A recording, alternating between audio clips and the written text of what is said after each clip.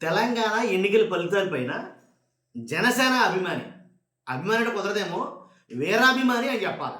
తెలంగాణ ఎన్నికల పైన జనసేన వీరాభిమాని ఓ వీడియో చేశాడండి ఒక అబ్బాయి. నిజంగాను, ఎందుకంటే పవన్ కళ్యాణ్ గారికి కొన్ని సూచనలు ఇస్తూ ఒక వీడియో చేశాడు. ఏంటంటే అంటే కనుక ఆ వీడియో నేను పెడతాను, మీరు చూదురు కానీ ఖచ్చితంగా వీడియో పెడతాం. కాబట్టి ఏం చెప్పాడు అంటే కనుక, మరి ముఖ్యంగా పవన్ కళ్యాణ్ గారు చెబుతూ అసలు ఈ డైపర్ ఆది హైపర్ ఆది అని ఆయన పేరు, కానీ అతను పిలుస్తూ అలా పిలిచాడు. కానీ ఈ ఆదిని ఎవరు పంపించమన్నారు అసలు క్యాంపెయినింగ్కి?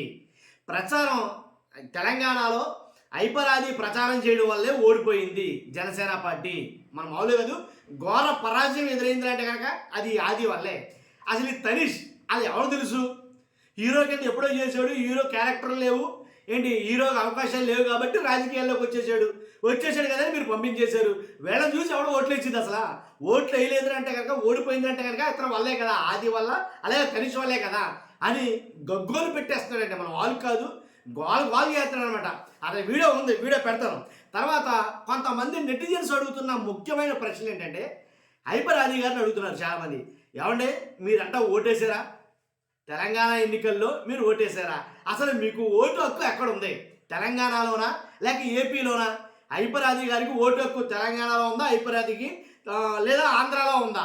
ఎక్కడ ఓటు హక్కు ఉంది మీకు అనేది చాలామంది నెటిజన్లు అడుగుతున్న మాట. కానీ ఉంటే ఓటేసావా అదే అడుగుతున్నారు. కానీ ఏది ఏమైనా సరే ఇక మీదట తెలంగాణలో మీరు రాజకీయాలు చేయాలనుకుంటే సీరియస్గా తీసుకోండి, ఎలక్షన్ని సీరియస్గా తీసుకోండి. వీళ్ళని పంపించే బదులు సాయి ధరమ్ తేజ్నో ఏంటి లేదా వరుణ్ తేజ్నో ఇలాంటి వాళ్ళు ఎందుకు రాలేదు, లేదా నాగబాబు గారు ఎందుకు ఇక్కడ ప్రచారం చేయలేదు అంటే ఓడిపోతాం, మనకి ఎవరికి అసలు డిపాజిట్లు కూడా రావు, సింగిల్ డిజిట్లే వస్తాయి అని మీకు ఆల్రెడీ ముందే తెలుసా? తెలిసి ఎలాంటి పని చేశారా అంటే తెలిసి ఏదో గొర్రెని పంపినట్టు హైపర్ ఆదిని పంపారా ఇక్కడికి అని చాలా రకంగా నెటిజన్స్ అయితే చాలామంది చాలా ప్రశ్నలు అయితే వేస్తున్నారు. మొత్తానికి మీకు ఆల్రెడీ తెలుసు అందరికీ, ఒక్కో చోట 1 వచ్చింది, ఒక్కో చోట 2 వచ్చినాయి, ఒక్కో చోట 7 వచ్చినాయి, ఒక్కొక్క చోట 3 వచ్చాయి. ఇలాగ సింగిల్ డిజిట్కే పరిమితం అయ్యింది, ఒక చోట గెలిచారంతే. కాబట్టి ఇలా అవడానికి గల కారణం హైపర్ ఆది ప్రచారం చేయడం వల్లే. ప్రచారం చేశాడా? గొప్పలు చెప్పుకున్నాడు. ప్రచారం చేశాడా? లేనిపోయిన గొప్పలు చెప్పి అసలుకే మోసం తీసుకొచ్చాడు. కాబట్టి ఓడిపోవడం వల్ల అతని వల్లే ఓడిపోయింది ఇక్కడ అనేది కనుక మనం వాళ్ళు కాదు, చాలా హై రేంజ్లో ఫైర్ అవుతున్నాడు. కాబట్టి కొన్ని సూచనలు కూడా చేశాడు, ఎట్టి పరిస్థితుల్లో ఎలాంటి వాళ్ళతోటి ప్రచారం చేయించొద్దు అంటే గతంలో చేశాం కదా అయిపోద్ది కదా అనుకున్నారో అక్కడ 3 కలిసి పోటీ చేశారు ఏపీలో. ఇక్కడ అలా కాదు కదా, ఇలాగ ఇండివిజువల్గానే పోటీ చేయాలి. కాబట్టి తెవళ్ళ పని అవదు.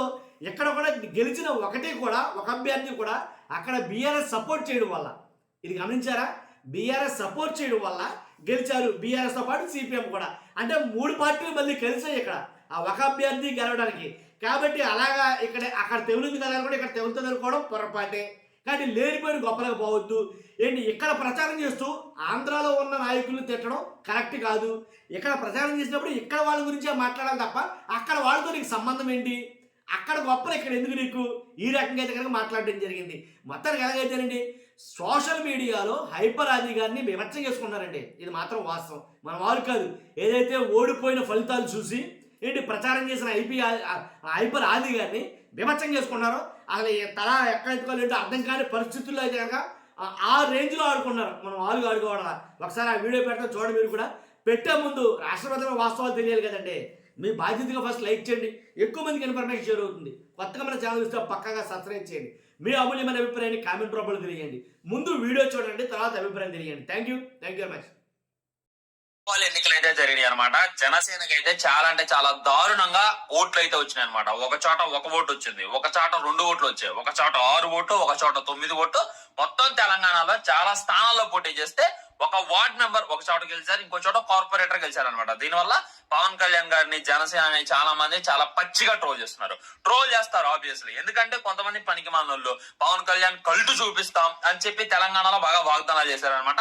వాళ్ళని పట్టుకొని ట్రోల్ చేస్తున్నారు. సో జనసేన ఓడిపోవడానికి గల కారణం ఏంటి అంటే క్యాంపెయినింగ్ లో డైపర్ ఆదిని పెట్టి క్యాంపెయినింగ్ చేశారు. చూసారు, రాష్ట్రాల్లో ఉన్న రాజకీయ నాయకులందరికీ ఒక్కటే ఛాలెంజ్, ఎవరైనా సరే ఏ రాజకీయ నాయకుడైనా వాళ్ళ గుండెల మీద చేసుకుని నేను పవన్ కళ్యాణ్ గారి కంటే నిజాయితీ పరుడని ఎవరైనా ఒక్కరిని చెప్పగలను. అక్కడే అర్థమైంది ఇదేదో తేడా కొడుతుందా అని. కానీ ఎంత తేడా కొడుతుంది అని చెప్పి నేనేది అనుకోవాలా. నేనే చెప్తాను భయ్య, రేపటి రోజున హైపర్ ఆది మా ఏరియాకి క్యాంపెయినింగ్ చేయడానికి వస్తే నేనే చేయను. జనసేన కోటు నేనే వేయను పవన్ కళ్యాణ్కి. నేను వేయకపోగా ఇంకో 10 మందిని జడగొడతా. సో ఇక్కడ నేను చెప్పొచ్చేది ఏంటంటే, కానీ ఇంత తేడా కొడుతుంది అని చెప్పి నేనేది అనుకోవాలా. నేనే చెప్తాను భయ్య, రేపటి రోజున హైపరాది మా ఏరియాకి క్యాంపెయినింగ్ చేయడానికి వస్తే నేనే చేయను జనసేన కోటు నేనే వేయను పవన్ కళ్యాణ్కి. నేను వేయకపోగా ఇంకో 10 మందిని జడగొడతా. సో ఇక్కడ నేను చెప్పొచ్చేది ఏంటంటే, ఇంకొక ఆయన ఏం నిలబడ్డాడు ఏనంట, మన జనసేన నాయకుడు అంట తెలంగాణలో. ఈ హీరో పేరే నాకు చక్కగా తెలీదు. ఏదో సినిమాలో ఆపర్చునిటీ సరిగ్గా రాక ఏ విధంగా రాజకీయంలోకి వచ్చిన వాళ్ళకి జనసేన ఎందుకు ఆపర్చునిటీస్ ఇస్తుందో నాకే అర్థం కావట్లేదు అనమాట. సో ఓడిపోయిందంటే దానికి రీజన్ ఈ క్యాంపెయినింగ్ చేసేటటువంటి బడ్లు వల్ల. హైపరాజుతో క్యాంపెయినింగ్ ఎవరైనా ఒక్కరిని చెప్పమను. అక్కడే అర్థమైంది ఇదేదో తేడా కొడుతుందా అని. కానీ ఇంత తేడా కొడుతుంది అని చెప్పి నేనేది అనుకోవాలా.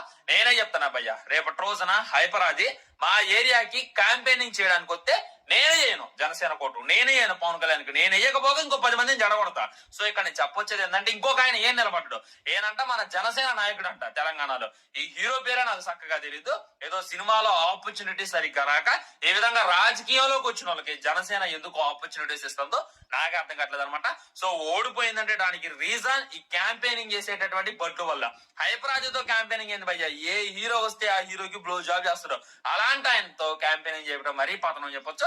సో నేను జనసేనకైనా పవన్ కళ్యాణ్ గారికైనా ఫ్యాన్స్ తరఫున చెప్పేది ఏంటంటే, తీసుకుంటే సీరియస్ గా తీసుకోండి సార్. తెలంగాణ రాజకీయాన్ని చాలా సీరియస్ గా తీసుకొని మీరే వచ్చి క్యాంపెయినింగ్ చేసి ఇక్కడ జెండా పాతండి, వాల్యూ ఉంటది, మేము కూడా తలెత్తుకునేలా ఉంటది.